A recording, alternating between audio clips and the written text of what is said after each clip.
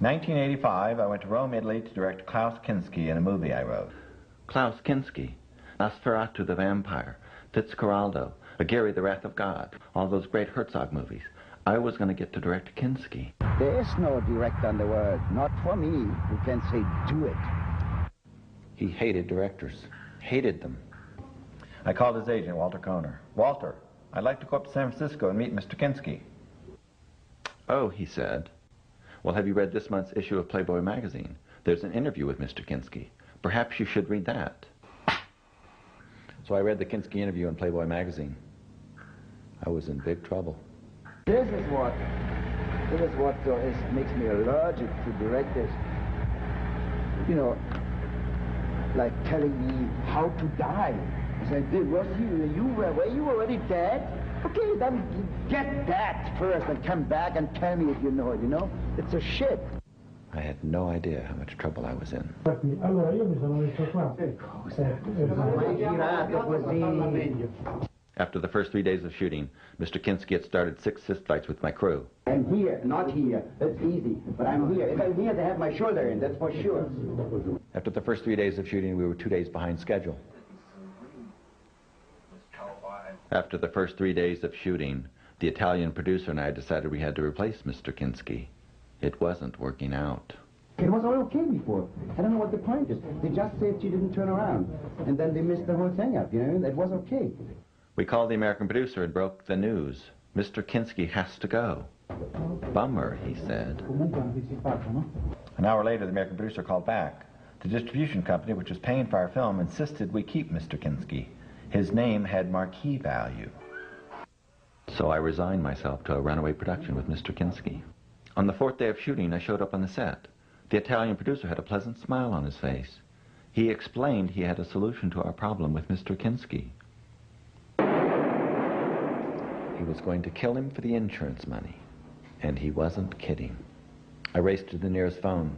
I called the American producer. He's going to kill Kinski for the insurance money. And he's serious. Bummer, he said. Bummer? Mr. Kinski was an awful man, but he didn't deserve to die for it. Fortunately, cooler heads prevailed. We were not going to kill Mr. Kinski for the insurance money. We were going to bite the bullet. In a funny sort of way, I felt I had saved Mr. Kinski's life, and he owed me. Right? Right. On the 5th day, Walter Kohner found out I had recommended firing Mr. Kinski, and so informed his client. On the 5th day, Mr. Kinski declared war on me. No, I know when I was wrong, all right. I know it was right. He began with a full frontal assault. We were halfway through the day. The AD called for sound, speed, camera, rolling, and he turned to me and I said, "And action." And there was this scream. I look over and see Mr. Kinski with his head between his hands, screaming, "Action, action, action. I've made over 200 movies and directors are always saying action."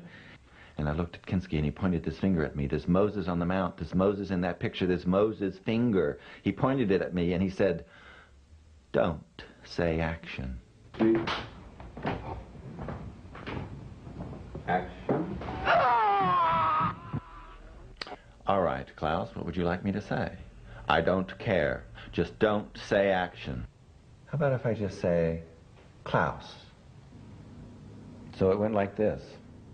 Roll sound, speed, roll camera, rolling, and Klaus, and the scene began.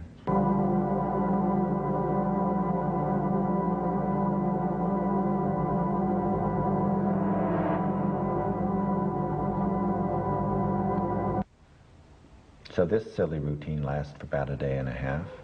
And then out of the blue, after I started the scene with the word Klaus, there's this scream.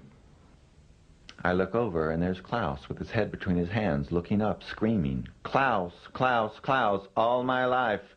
Directors have called Klaus."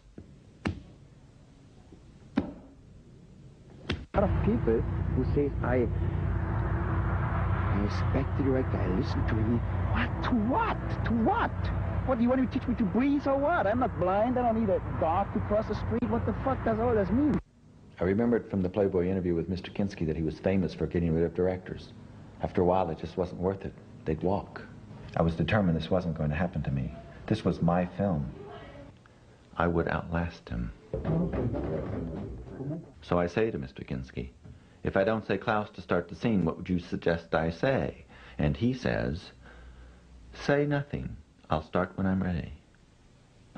Director is already very suspicious, you know what I mean? At this point, my crew begins whispering in my ear, one by one, 3 or 4 times a day. David, please, kill Mr. Kinski. Please, kill Mr. Kinski. Please, kill Mr. Kinski.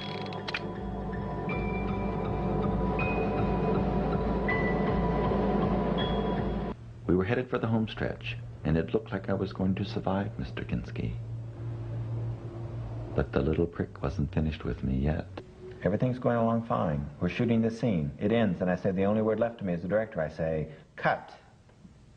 And there's this scream.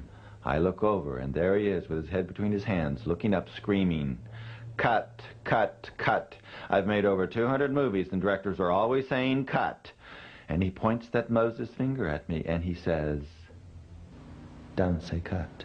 I always said I don't need to be fucked in my ass by Pasolini or Visconti to appear on the screen, because I can't appear on the screen without being fucked in my ass. And if I want to be fucked in my ass, then it's me who decides. But I don't have to be fucked by a director on my ass to appear on the screen. You know what I mean? Okay, Klaus, what would you like me to say? And Klaus says, say nothing. I'll stop when I'm finished.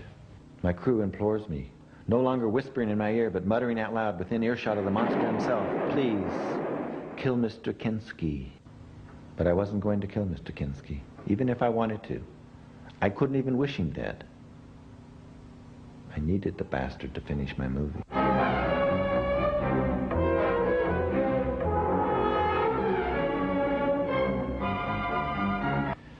A few years later, I get this phone call. Mr. Kinski had died, and they quoted me in his obituary, confirming that he had a reputation as being difficult with directors. At first I felt awful. You die and your obituary should list your accomplishments. And here I was trashing the man. And then I remembered what a mean bastard he'd been to me. This was just karma, biting him in the ass. This was my revenge.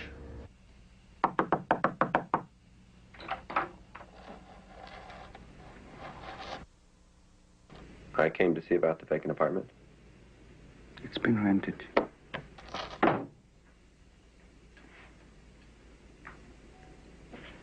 Creep. But you know what I really wish? I wish his obituary had quoted me saying what a compelling actor he was, how great he was to watch. He really was great to watch. Klaus Kinski. I am the only free man on this train. The rest of you are cattle.